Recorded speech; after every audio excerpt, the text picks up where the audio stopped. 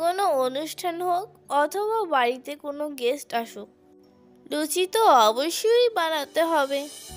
তবে সেই লুচি যদি ফুলকো না হয় তাহলে গেস্টের সামনে মান সম্মান ফুস হয়ে যাবে আর আমাদের মনটাও খারাপ হয়ে যাবে।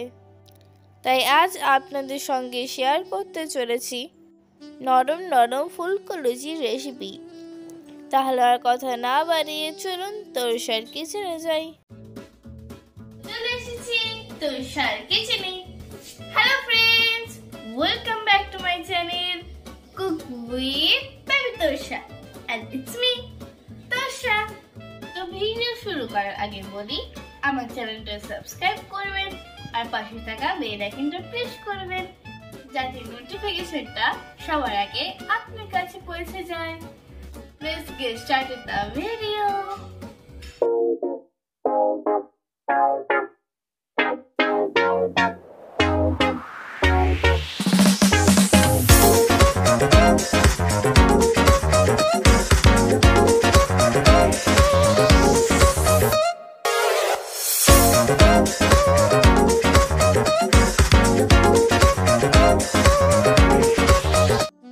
তো প্রথমে আমি 2 বাটি ময়দা চেলে নিয়েছি।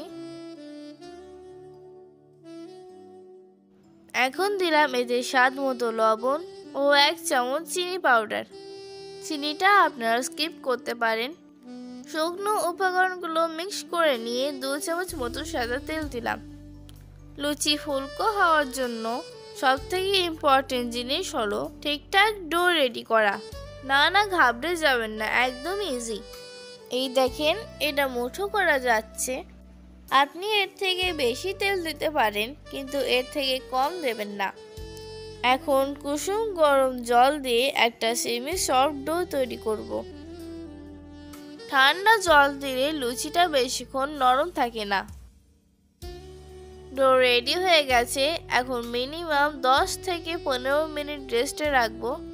যদি আপনাদের হাতে সময় থাকে তাহলে আধ ঘন্টা রাখবেন।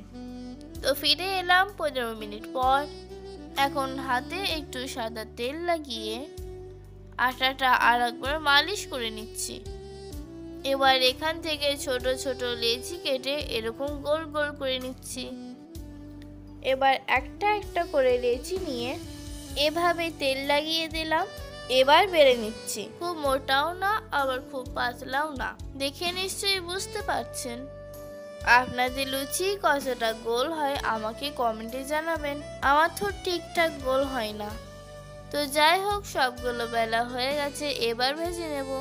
তো কড়াই দিয়ে দিলাম সাদা তেল। তেলটা একটু বেশি পরিমাণেই দেবেন যাতে লুচিগুলো ঠিকঠাক ডুব দিতে পারে। তেল গরম হয়ে গেলে লুচিটা এর মধ্যে ছেড়ে দিলাম।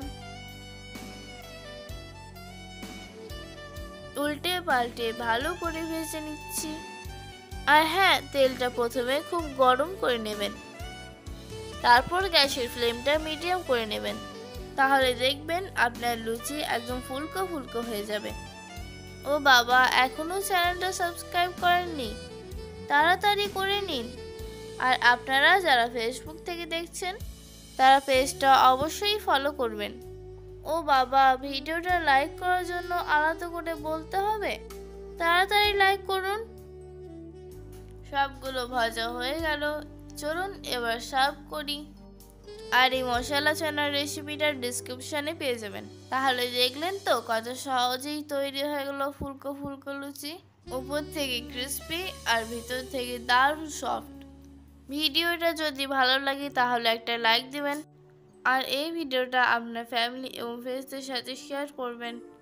দেখা হবে পরের ভিডিওতে নতুন কোনো রেসিপি নিয়ে। টিল দেন টাটা, ভালো থাকবেন।